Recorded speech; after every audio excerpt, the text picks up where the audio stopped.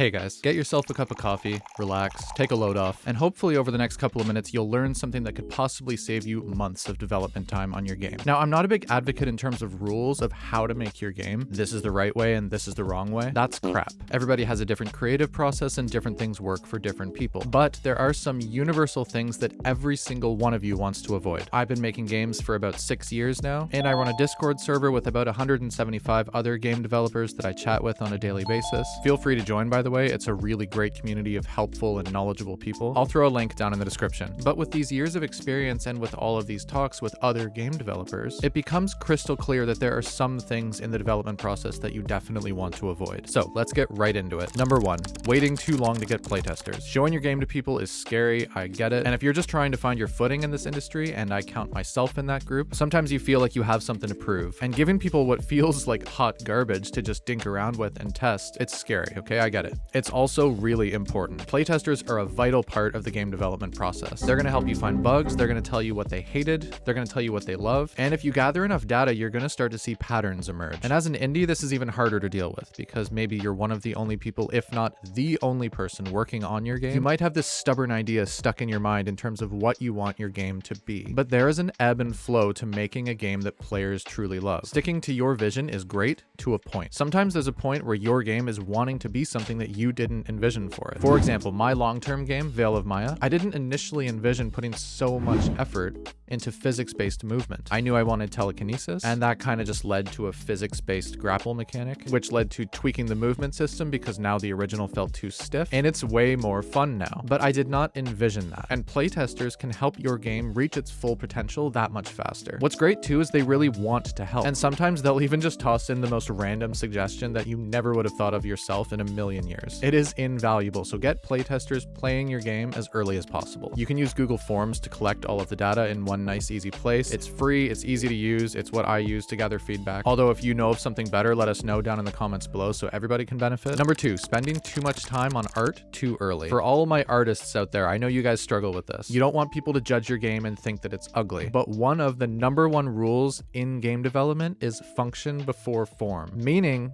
gameplay comes first, at least in the vast majority of cases. Games are about a lot of things. They can be about telling a good story, they can be meant to invoke emotions out of people, a journey, a challenge, but first and foremost, the game needs to function the way that you, the game designer, intended it to work. Gameplay should always come first. So spend the proper amount of time prototyping the game. Get the game feeling the way that you want it to feel before you start dumping countless hours into making it look pretty. Art direction changes during the life cycle of games. It happens all the time. So get the game feeling, controlling, and working the way that you want with minimal effort put into the art at first. In some cases, your art style might come to you once you get the gameplay feeling right. Now, I've gone way too far in the other direction where I give the art so little attention sometimes that I have actually submitted an entire game jam game with no art because I didn't leave time for it. So there's definitely a balance to be found there. Art is very important for games. Make time for it when the time is right. Number 3, comparing your game to other games. I talk about not comparing yourself to other people a lot on this channel, and for good reason. It will kill your motivation. Comparison, if you're not careful, will lead to scope creep, which, by the way, is another thing that'll totally kill your game if you're not careful. It can lead you to make really weird decisions that really don't fit your game. It will make you feel inadequate as a developer, and at the worst of times, it can just leave you feeling despair. My recommendation is to try to focus on the positive. What is great about your game right now? There's probably plenty that sucks right now, but you know what? You're gonna fix it, so don't even count it. Maybe you've got a really strong story, or mechanics, or game feel, or whatever. Find what you love about your game. Keep your mental focus on the stuff that you love while you fine-tune the stuff that you don't like. I do that on this YouTube channel. I occasionally get critical comments that I really let get stuck in my head. Any YouTuber knows this. You'll occasionally get a comment that's really critical, and even if there's 99 nice comments besides that one is the comment that's gonna stick with you. Nikki really knows me, so she made me something. Hold on, let me get it. Nikki handmade this for me. She handpicked some of the nicest comments we've ever received, printed them on this canvas, which I keep in my office. Do what you gotta do to stay positive. Speaking of positive, if you like this video, go ahead and hit the thumbs up. We'd really appreciate it. Thank you so much. Number 4, ignoring feedback. This is a big one for me. I can be stubborn as hell. I'm sure Nikki, my lovely wife who will be editing this video, has some things to say about that. Yes, you are the developer for your game. You are the one that has the ultimate vision for your game. And so sometimes when critical feedback comes along, you might find yourself justifying why that feedback is not relevant. There's helpful feedback and there is unhelpful feedback. Your job as the indie developer is to try to figure out which category the feedback falls into, and then decide if a change should be made based on that feedback. Feedback from your aunt and your cousins and your grandma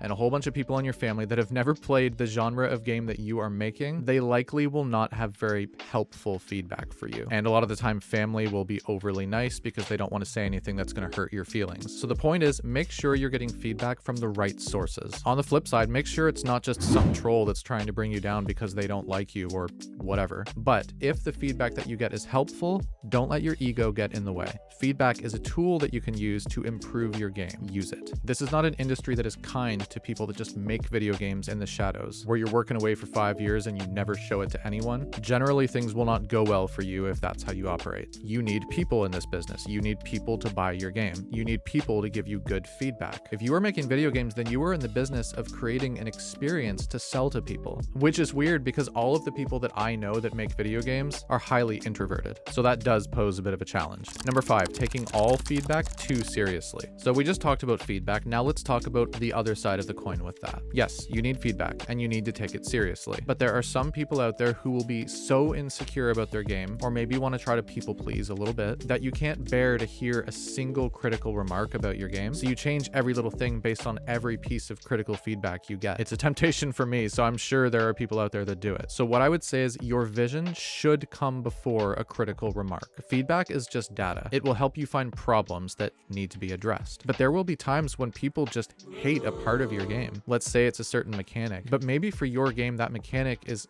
vital to your core game loop. What I'm saying is not every single piece of feedback needs to be acted on. And I'm not saying I have all the answers here, but I'm saying that there is a balance to be found between your vision of what you want the game to be, what your game itself seems to want to be, and what your playtesters want your game to be. When it comes to feedback, I just handle it on a take what resonates and leave the rest kind of mentality. So while feedback is important, also know that it's mostly just data showing you how the average gamer feels about your game. The more feedback you get, the more glaring some of the actual problems will become. And those one-off remarks that really hit you will stand out a lot less. Well, that's all I got, guys. Making games is difficult and stressful, but hopefully there was at least something from this video that helped you make it even just a little bit easier. And if you want more advice about reducing your stress while you work on your game, we just released this video that tells you exactly how to do that. I hope you enjoy.